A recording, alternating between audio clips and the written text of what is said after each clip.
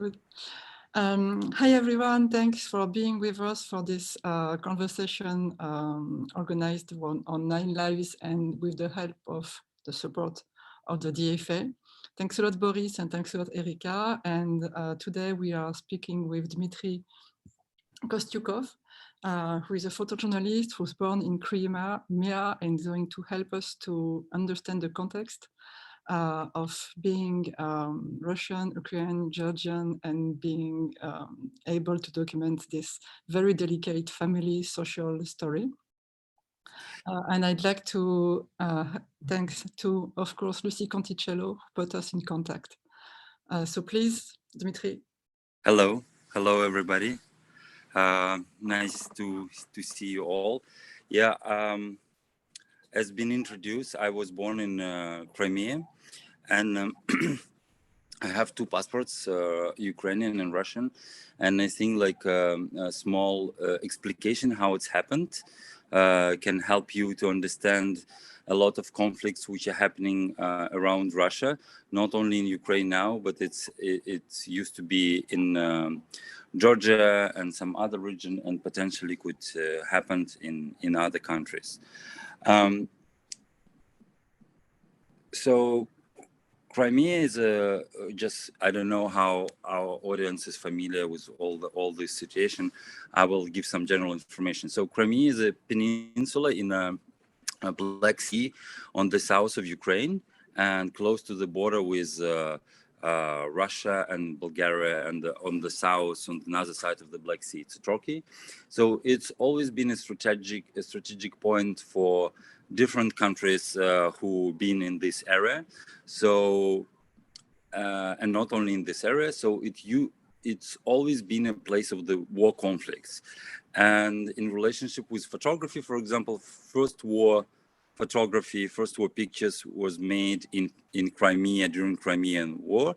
And it's actually Crimea being like belongs to very different countries through the history. Like even if we're talking about contemporary countries, it would be Turkey, even France and UK after the Crimean War. Obviously, both of these countries were realizing that it would be difficult to hold it, so they back it to Russia. Anyway, so when USSR collapsed, like in Crimea, you have a big Russian-speaking community, and what Russia did, like when I was a child, actually Russia changed its law and started to give a citizenship at the age of 14. At the same time, in all the other countries of post-Soviet Union, you are getting passport when you're 16. So when it's happening, it's like now we're talking about such a big things like politics and like wars, but in reality it's very simple. You just sit at school, and some guys coming to your school and saying like, do you want to have a Russian passport? And because you're 14 and you're allowed to have it, and because like depending like what is your family background. So if you're, and in Crimea there were a lot of Russian military people, so my father also used to be Russian military, so I was allowed to get this passport at the age of 14. And when you're becoming 16, also because you live in Crimea, in Ukraine is saying like, now you're getting Ukrainian passport. And even like, it's not like totally against the law, but like it's not like in Germany when you can be only German and you're not allowed to have any other citizenship. But in Ukraine, like it was the law was not very clear. So the de facto people were against having 2 passports, but the euro it was possible. So what Russia did is like, actually they give a lot of Russian passports in Crimea. Also they did the same like in South Ossetia, in Georgia, and Kazakhstan, in Kyrgyzstan, in Uzbekistan. Also they trying to do it they did it in Moldova, also in countries like Lithuania. In these countries, people more resistance for this. But so you can see that all around the Russian border, you have people with Russian passports or double nationality. So if Russia started to have any interest in this region, they're just saying that they're going to protect Russian citizenship. And this is how they do invasion, and this is was always an excuse for them. This is what they did with Crimea, and this is what they do with east of Ukraine now, because they're saying that they're protecting Russian citizenship, or people who are like speaking Russians and so on and so forth. My family culturally Russian, and I studied in a Russian school. And this is strange. I will give example. So imagine you are living in France, but you're studying in school where you don't have any classes in French language. For example, you have classes only in Spanish. And this is what was my situation. So I studied in school, which was official Ukrainian school, with like Ukrainian flag on top of it, with all like official things which you have at school, like belonging to state school. But I never had Ukrainian classes, so that's why I of course understand Ukrainian, and I speak Ukrainian, but with a very strong Russian accent. And for people who live in Kiev, for example, for them it was always surprise. So my family also was full of all this cliches, which is I started to understand only now with this war. They were saying like people like in Lviv or in the regions was traditionally fully Ukrainian and supporting like Ukraine speaking Ukrainian language. They were saying that like they're very aggressive, they're gonna kill like people who speaks Russian, which completely not true. But you're surrounded by this propaganda from like your first days of your life, not only from TV, but also from like kind of family gossips, like people who around you. It's extremely nationalistic, pro-Russian society, but you started to understand it only when you're becoming adult, and you need to make kind of your personal investigation. You need to be resistant to understand it even as an adult. So I have these two passports, but I always like, and it's strange, it's like it's difficult to explain in like 30 minutes how I feel, because like I recognize myself as Ukrainian, but I was also thinking that the capital of my country is Moscow. I know that it sounds like absolutely like paranoid and idiotic, but this is a way how like a mix of like what you feel, what you see officially, and what is works in society works.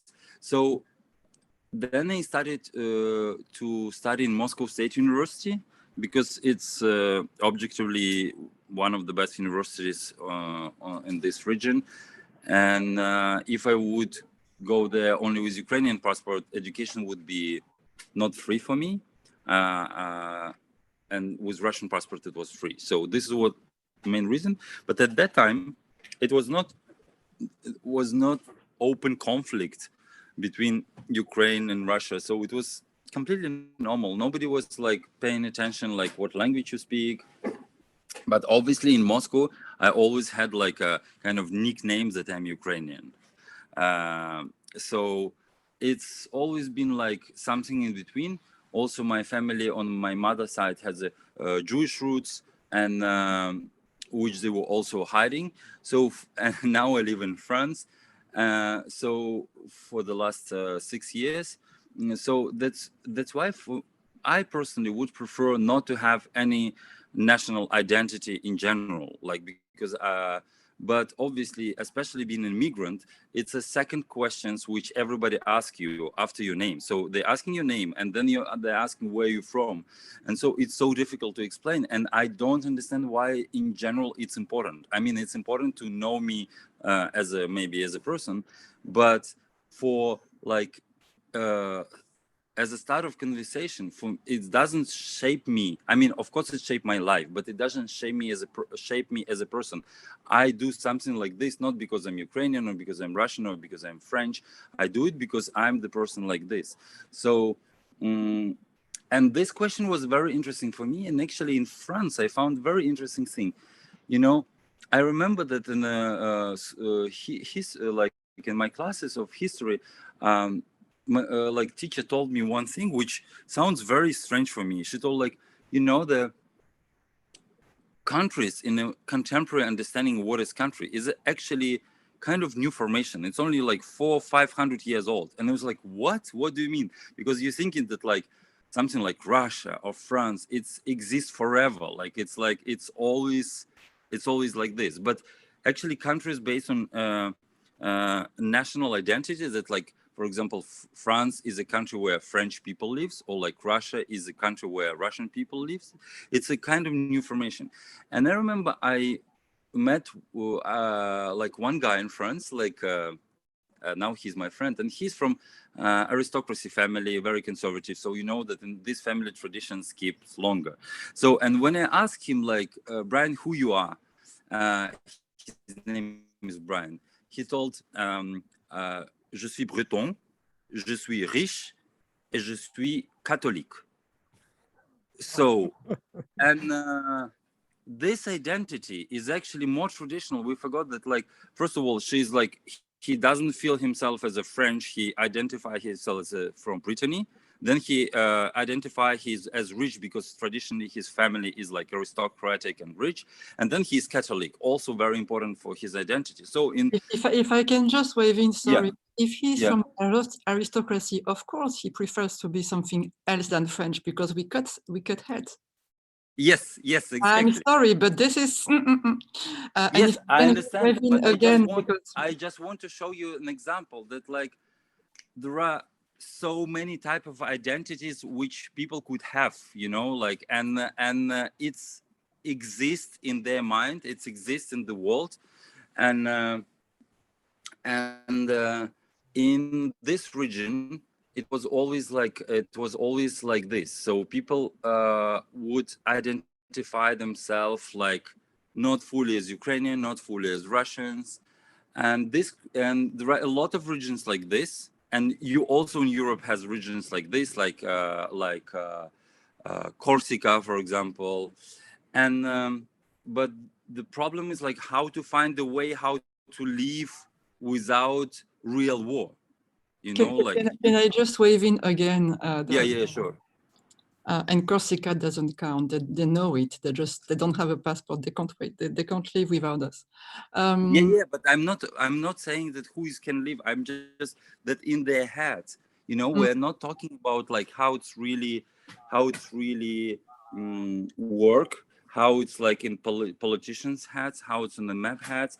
Because like what the conflict which we have now with Russia, like what, for example, Putin explained as a reason to invade Russia, it was not reality. It was all in his head, and this is how he sees the history, and that's why I brought this example about like Corsica and Brittany. You know that it's like it could be like the people could think like right or wrong, but if something motivates them to do something, it's in their heads, you know, and based on this they make a decision, and sometimes this decision could be not peaceful for all society. So when I moved to Russia, to Moscow, I started to work. I always work with international media. So at the beginning I worked with Agence France Presse and with AFP, yes, and with this agency I visited. I've been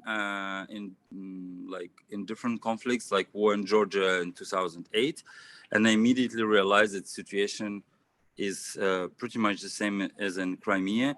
And I remember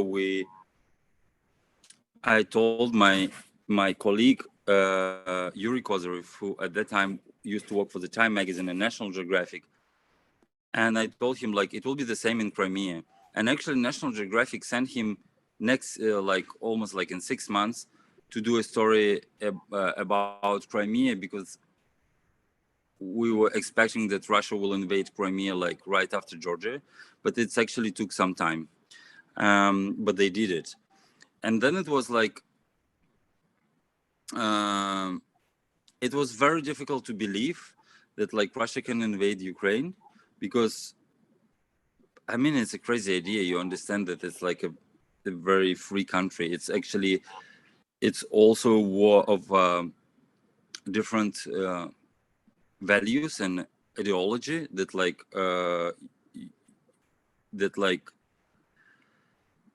people can decide by themselves in Crimea. They believe that like can be with Europe. They believe that they can be. It's not only about Europe. They believe that like freedom exists. That every person can resist against like if they do not like government, they can say no. In Russia, it was never an issue. So just in Russia, a lot of people just believe that it's always somebody's interest. So they don't believe so much in like a free will of a single person. So, and then the start with the war with then the Maidan happened. Then because I was covering before Maidan, I was covering as a journalist influence of Russia in Ukraine. So when I was photographing feminist movement, protest movement, and they were strongly against Putin and Patriarch Kirill growing power in Ukraine. So, and at that time, Russian and Ukrainian special forces and intelligence services, they were collaborating and working together. So Russia full gas was doing special operation on the territory of Ukraine because the president was pro-Russian. So I was cruelly beaten, and they broke my scalp in 3 places and like ribs, and was followed by this Russian secret police all the time. So Ambassade de France recommended Femin to go to France, proposed because they had information they could be killed very soon. And so I did it too. But I did it as a refugee.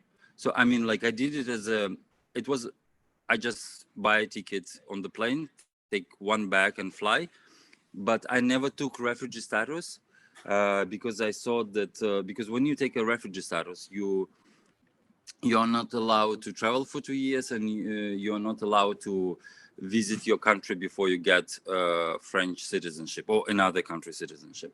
So, and because I wanted to cover Russia as a journalist, and it's not so easy to get a Russia visa for press in Russia. So that keeping my passport would be better. So I started just to work here and then get my documents as a person who work in France. But obviously it was more difficult than just to become a refugee because it takes more time and all this.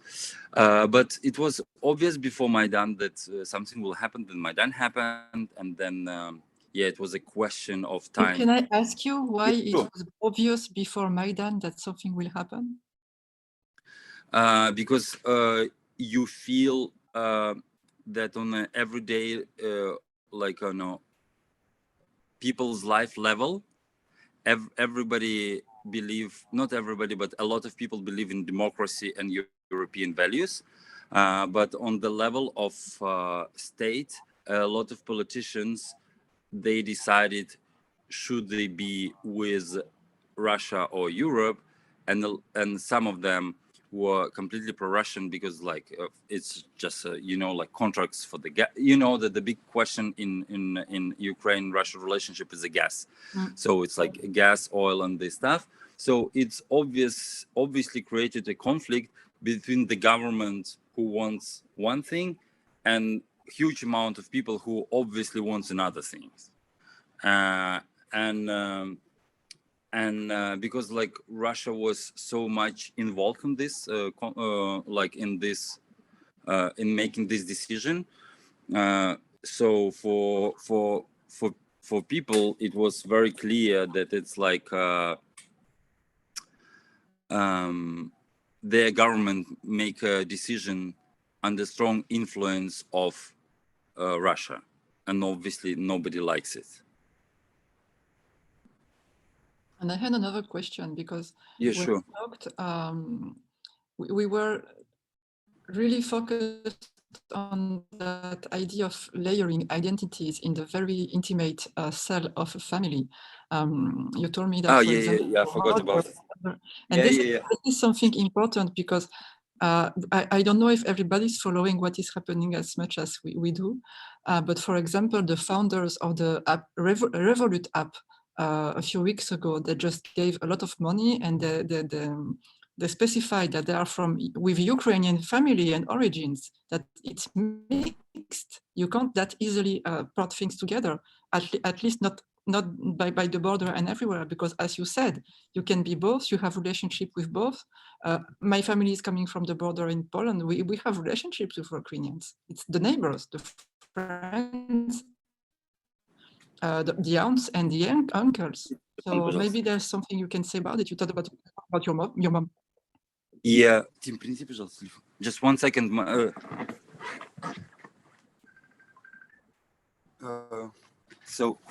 Yeah, it was lost in connection. So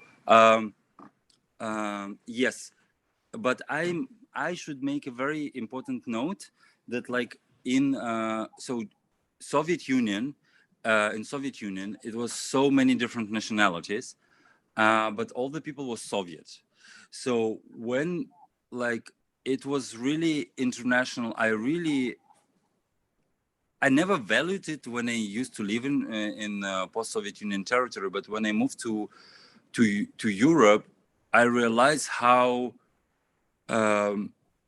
advanced was Soviet society in these terms, that, like, people really didn't judge you on based on the idea of you Georgian or not. But it's very important thing. So when people ask you where you're from, they were meaning what blood do you have inside you.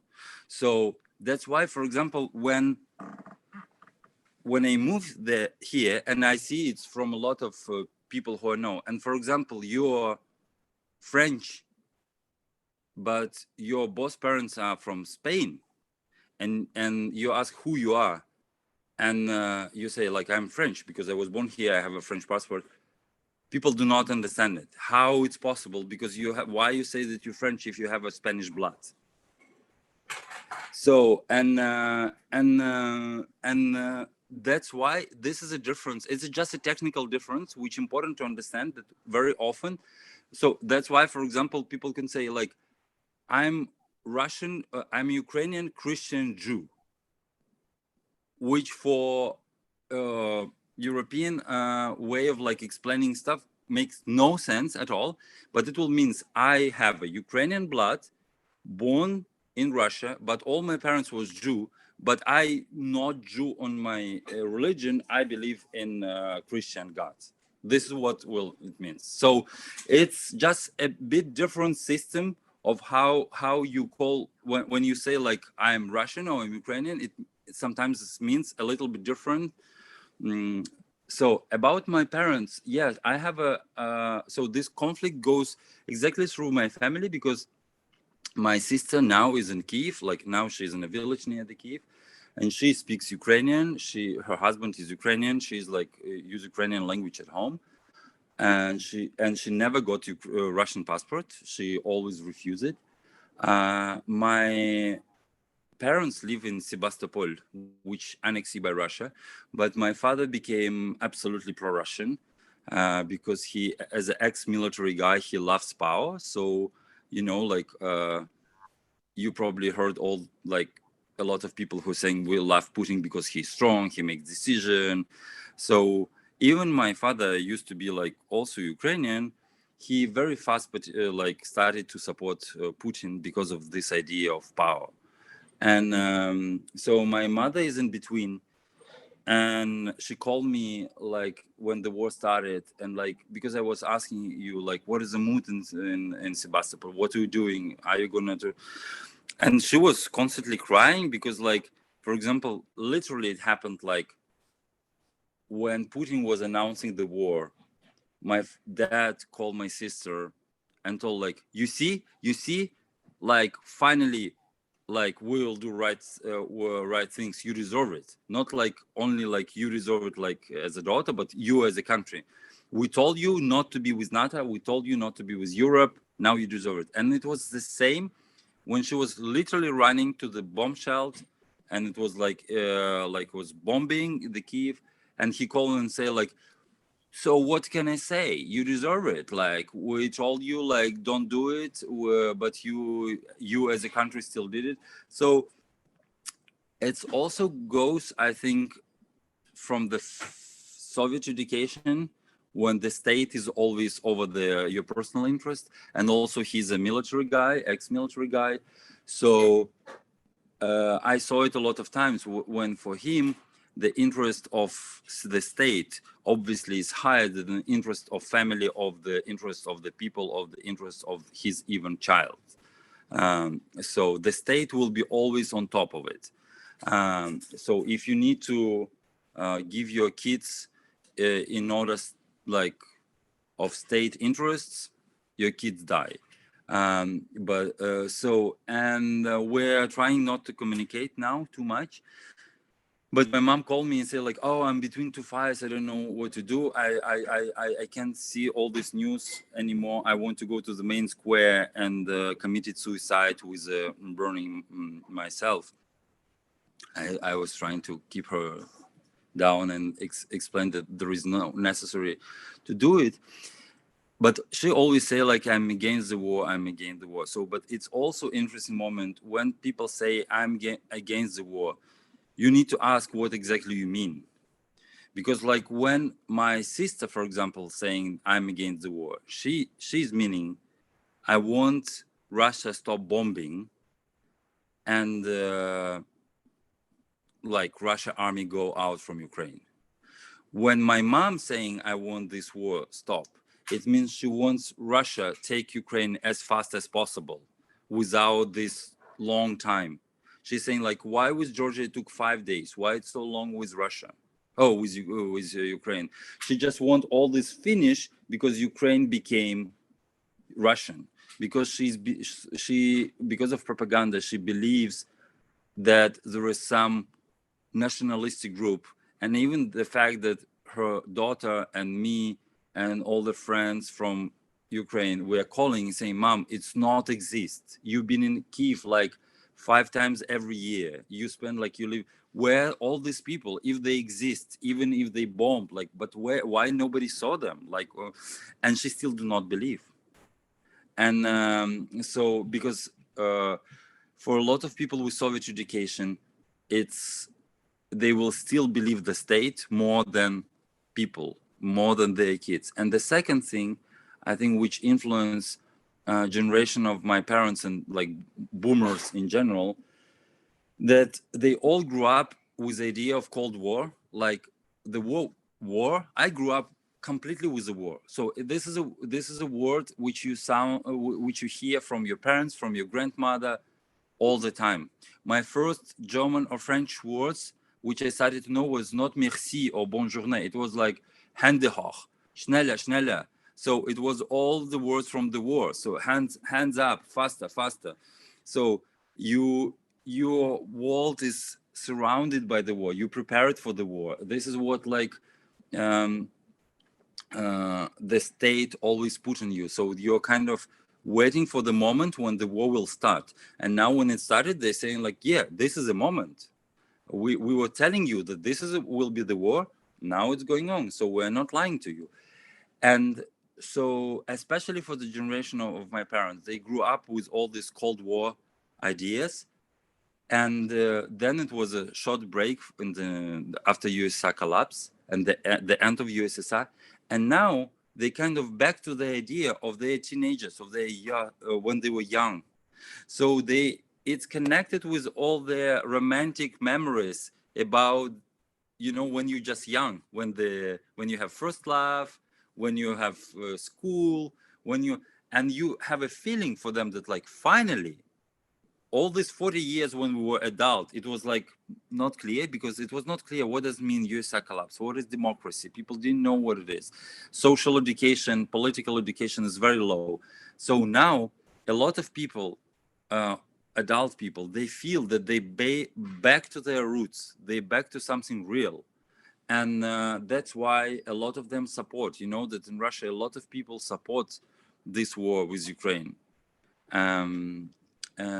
Yeah, so it's a conflict inside the family, and there are some websites, and there are some psychologists, sociologists who participate trying to give advices to people of my generation and to people of like even younger generation how to speak with their parents, because a lot of families, like, you can't even speak with your parents. They just saying like, you're not my son anymore, you're not my daughter anymore, you're not my brother anymore, I don't want to speak with you, like, don't. And I get the messages from my, I don't know, parents of my ex-girlfriends, because like, and they're saying like, look, my daughter is saying that like Russia invaded Ukraine. It's probably not true, but you were in Georgia, you were like you saw a lot. Please tell me that like there are some nationalistic group in Ukraine, and we surviving, we liberate Ukraine, and because they don't believe their daughters.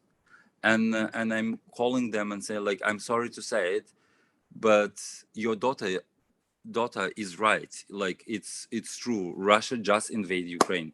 And they say like, okay, bye. No discussion. There is no discussion. There is no dialogue. And this is the biggest problem is like, for me as an artist, how to build new language with which we can communicate, you know, the language which people with completely different ideas, they can at least hear. This is the biggest, the most challenging thing. So you mean that right now, all these people from that generation, they are so used to be told who they are and what to believe, and so used also to quick switch of identity, which is so thin that it doesn't really exist. It takes a few days to change it, that's all. That they can't even face the reality, because the reality of the propaganda of the word of the speech of the power is stronger than the reality itself. Yes, because for them it's reality, you know. It's like you know, we discussed with my friends, you know, this book of Guy Debord, the Society of Theater. So it's like somebody read Guy Debord and Orwell and started to repeat it like word by word. And that's why I was starting like, again, like, I don't know, you don't like this example, but still I back to this example of my friend from Bretagne or something, because it's not actually about reality. This is what you told exactly. It's not about reality, but how we see reality, you know, like, and if they see like this, for them this is reality. And at the moment when I pronounce, so for example, if they would hear everything what I'm pronouncing now, they would say like, yes, exactly, you're completely speaking and using the words of European propaganda. And that's why it's impossible to believe. That's why I'm talking about new language, because as soon as you pronounce the words democracy, freedom, they do not listen to you anymore. It's the same like if like for, imagine in like in like, I don't know, like for the highly capitalist person, you are bringing examples from the Karl Marx. At that moment, they're not listening to you anymore, because for them, it's not the values which they want, they're ready to listen. It's like an algorithm. It's just like Korea or India, when people are just lower interest than the state, and it's so strongly implemented that they can't even think about that. Yeah, but you know, this is even more complex. I think you're absolutely right. But sometimes when we're thinking, so it's not all the people. We have a statistic actually which been collected both by Moscow State University and European universities, and they have the same result, that there are 70% of Russian population who believe in this kind of very traditional and old school values, and 30% of population who believes in democratic and European values. And this balance stayed in Russia for a lot of years. And this is the biggest difference with Ukraine, because in Ukraine, it will be, I don't know, 95, 5%. So 95% or 90% will believe in democratic European values, and 5% will believe in like patriarchy. So, and this is exactly what we have now. So the support of Putin for all these years roughly was about 70%. The support of war roughly is around 70%.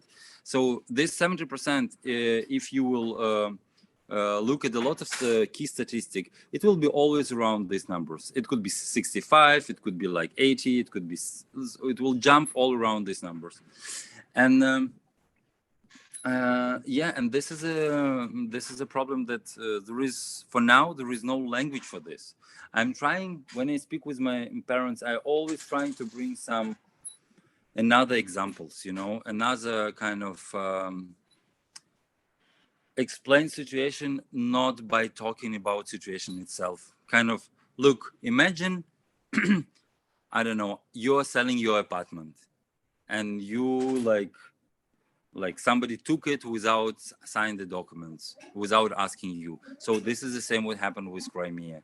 And this like, maybe, but still, you know, it really depends on the mood. As soon as like I'm fully involved, they can believe for 2 hours, then I'm not speaking with them for like 24 hours. They watch TV, everything back. And it's the same. It used to be the same with my grandmother, because I made her a present iPad, and it was the first like computer device which she could use, and she really loved it. Like 15 years ago, it was a lot of free information. She was even saying me that she would love to donate money to build a monument to Steve Jobs, because Steve Jobs connect her with her grandkids, creating iPad. So she was very democratic, very liberal. She's Jew, like fully percent Jew. She was a single mom. She was a surgery doctor. So she was very, very liberal person, like much more free and independent than my parents, for example. But then after annexation of Crimea, Russian TV came, and she started to watch Russian TV, obviously because it was on TV. And she started to call me and say that I'm a spy. I'm an agent of Europe. I'm an agent of like US. And obviously for a lot of Russian people, like my father, they're saying it's not war with Ukraine, it's war with US. And I say like, wait, what, maybe at least with Europe. And he say, but there is no Europe. Europe is just a province of US. And we fight with US. So Europe is just the battlefield. But so again, of course, I completely disagree. I'm completely not for this. But this is how my father and a lot of people from my father is a good barometer. Now I'm not fighting with him. I'm more like when I call him, I do is more like an interview, because interviewing him, I can see the level of angriness, of hateness to European and American world, and the amount of craziness, you know, because sometimes I can't even imagine. I would never imagine calling Europe a province of US, you know. And also, like, people do not believe, for example, even my parents, they were in almost all European countries. They still do not believe that it's all different countries. They say, it's the European Union. What do you mean? France, Germany, it's the same. It's all the same. It's one country. And like you say, like, wait, it's not. The difference between like Netherlands and, I don't know, like south of Italy is bigger than the difference between Russia and, I don't know, Iran. And but they do not believe in this. They just think like it's all like one country, Europe, and it's a province. It's of US, and we fight with US because US want to take it. That want to take Russia. That's it. So that's why when we building dialogue with Russia in general or with Russian people, you can't accept, like, you can't build this dialogue believing that they know, they think that there is a difference between France and Germany. We need to speak like, at least to start this communication, you know, we need to kind of jump in their heads and try to speak. And then when at least they're starting to listen, we can explain something. Because otherwise people just build the wall immediately, even before you pronounce the first word. They say like, oh, you're European, you don't know. Oh, you're like American, like, what to say? You just like, of course. So I have a question. There had been many attempts to reach Russian people. The most prominent from the West might be Arnold Schwarzenegger. I don't know if you've seen his talk. Do you think what he tried to achieve has to fail, like according to what you try to explain to us, or do you think he can reach some people? He can reach. I think especially people like Arnold Schwarzenegger is extremely influential, extremely popular and important figure in Russian culture, because in 90s, before USSR collapsed and right after, you know, in USSR, a lot of movies from a lot of countries were prohibited. Actually, one of the reasons actually why a lot of people in Russia love France and Italy, because of Communist Party, French and Italian movie, but only romantic, not political movies, was allowed in Soviet Union. But then first movies from US started to come, and a lot of them was with Arnold Schwarzenegger, Van Damme, and Seagal. Steven Seagal, yes. And that's why actually he's so popular in Russia, and Putin has a meeting with him. And Medvedev, I actually photographed the meeting because Medvedev was trying to kind of he had a meeting with Steve Jobs. He went to Silicon Valley, and he had a meeting with Schwarzenegger. At that time, he was a head of California. Yes, people really. I mean, he's a very important figure. And slowly also because he's starting, I heard his speech because he's starting like very politely from the fact that he loves Russia and he has a lot of friends. I think he could be listened. Yeah, at least, for example, I can imagine my father listening him from the beginning to the end. I can't imagine my father listening, for example, the head of Russian newspaper who got the Nobel prize for the peace this year. For him, he's completely enemy, and Nobel Prize decision was a political decision. So as soon as he see him on phone, he just switch him off. Like he will not accept any of his words. It's not an argument. People like Schwarzenegger, very important. Maybe we can open up the conversation here to others if they have questions to you. Oui, avec plaisir. But maybe no. So far, nobody. Yeah, I'm sorry. I feel a bit sorry that I'm disturbing. Probably my speech is a little bit disturbing, and like it might sound a bit radical. Of course, if it would be not war situation, I would speak much more gently and much more like accurate. But now everything is like, I see how everything is so polarized, and I see, you know, I'm just thinking how we can back to peaceful situation, even if the war will stop, if Europe and US will push Russia enough to move their army out of Ukraine. How Russia can officially say sorry to Ukraine. And I was talking about like very private and about like on a human's level ideas. And as you see, these ideas are very imperial, very colonial. And the problem with a lot of post-Soviet Union countries is like Russia always felt that she knows better. Russia knows better. Russia is like a big brother, and allowed to say other brothers what to do. And you heard before the war, Putin told officially that, on his opinion, there is Ukraine, for example, or other countries, they are not allowed to decide by themselves with whom they are, with Europe or like with Russia or with some other region. He told that there is only 4 countries in the world who really can decide what to do. And this country is US, China, India, and Russia. This was his official speech. It's crazy, but this guy just pronouncing these words.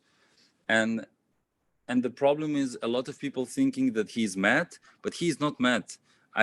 He just saying now openly what he thinks, because I know a lot of people, and because I grew up in a military city and I surrounded by all these like generals, you know, like people who for me is like Uncle Vanya, Uncle Vladimir. Now they're heads of, you know, like of, I don't know, military division of this, or like head of like Russian fleet on this Russian fleet.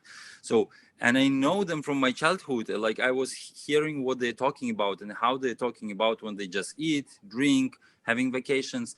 And this is exactly how they think. This is like what Putin pronounced is exactly what in their heads, you know, they're waiting for this. And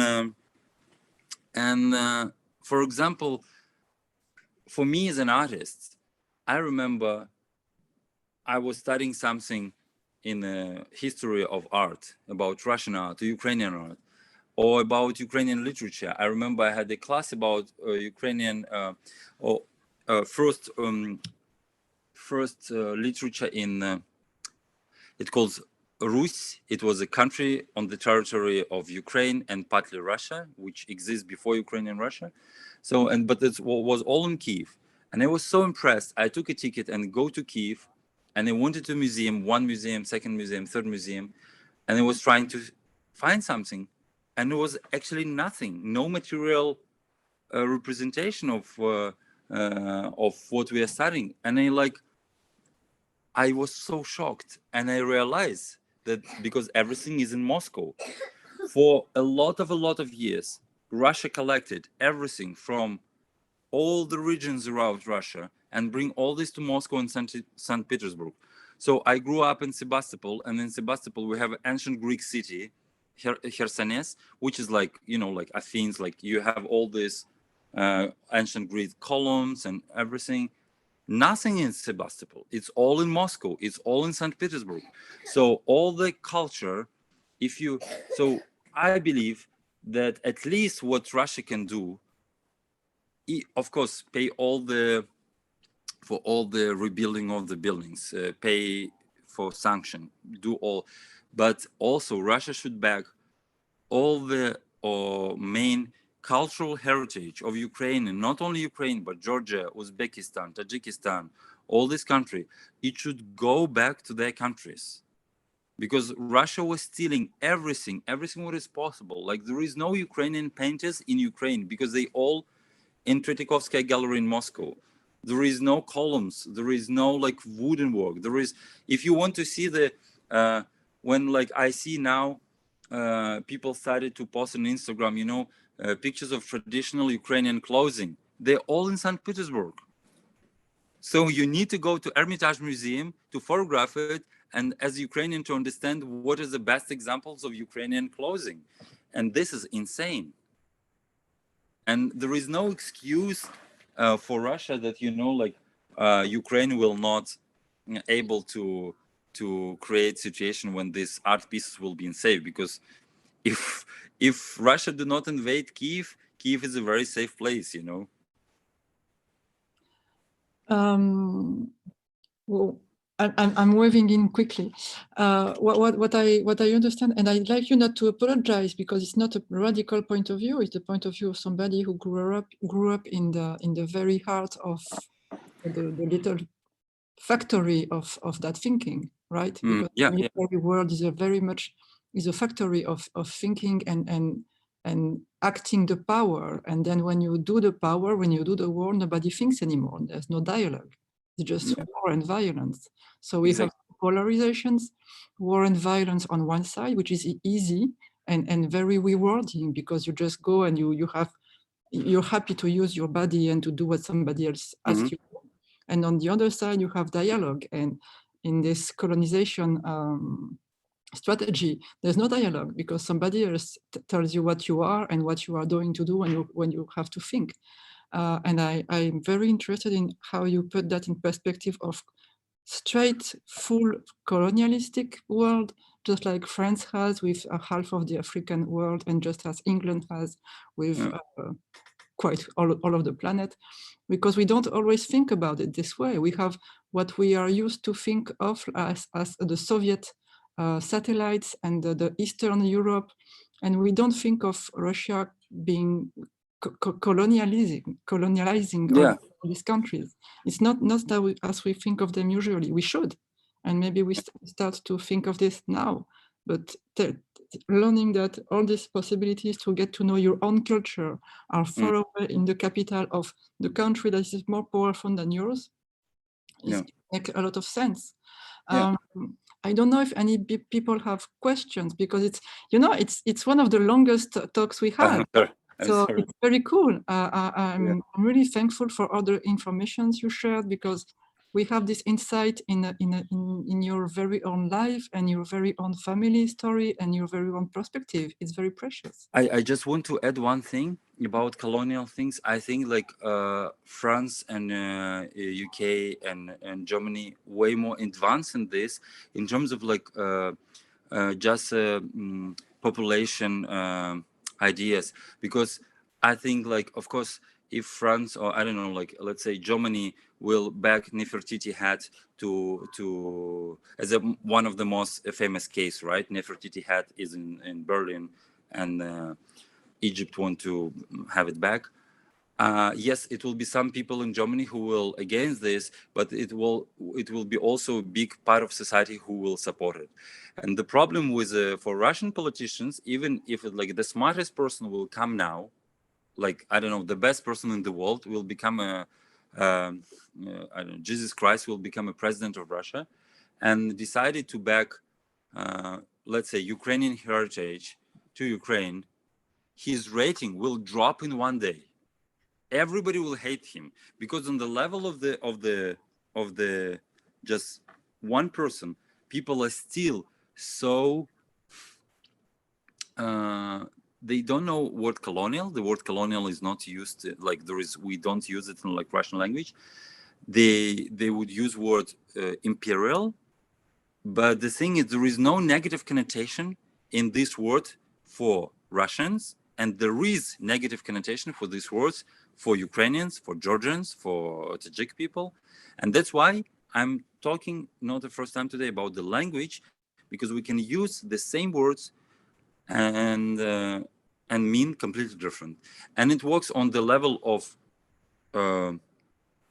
philosophical things like, as I told, like what is imperialism, what is colonial, but also in such a simple things. For example, most of Russian people, they think that they understand Ukrainian, which is completely not true. They mostly do not understand, but all the Ukrainian, they understand Russian language. And the difference between Russian and Ukrainian language is like Spanish and Portuguese. So like it's close, but not really. You need to, and I will give you one example. For example, the word cravate, the same like in French, cravate, in Ukrainian means the same word as in French. It's a tie. But in Russian, cravat means bed, the place where you sleep. So a lot of Russians, they can hear this word and be 100% sure that they understand what the word which they heard, but they actually understand it wrongly. It's an example from the language, but the same happening on an ideological language. Unfortunately, with this like privileged position, Russians think that they understand everything, but in reality, no. And unfortunately, now I see my friends, my classmates who are living in Moscow, and like now when people in the Ukrainian, my also classmates from Ukraine, writing a post and saying like, all Russians are guilty for this. They say like, but what is my fault? Why they call me like that I did something bad? I'm a good person. And so Russian people, especially people in Moscow, for so many years was in a privileged position that, like, when first time somebody told them, like, guys, maybe you're not as good as you're thinking about yourself, they feel so much hurt, you know, like, oh my God, they're like a princess, you know, like somebody told the princess first time that, like, you know, like, maybe you're not so good. And like, oh, why? And this is exactly a reaction of a lot of my friends and people who I know in Moscow, because they wanted to be like in this privileged position all the time. So, and this is, you know, there are so many cultural and personal level kind of things which we need to fix to change this situation with the war. Unfortunately, it's not only guns, it's not only bombs. Hopefully it's not only guns and bombs, but I suggest that we continue that conversation tomorrow, because it's Sure, yeah. Thank you so much for your time. It's the perfect thing, because once we heard all you said today, we are ready for the decolonization and anti. Yeah. I will tell what we were doing for this. Yeah. But it was extremely, for me, it was extremely on point and interesting. And you said a lot of things that were very much needed to be said. I don't know if anybody here has some remarks or comments of anything. It would be lovely if you say something, guys. Wolfgang, you have to turn on your microphone.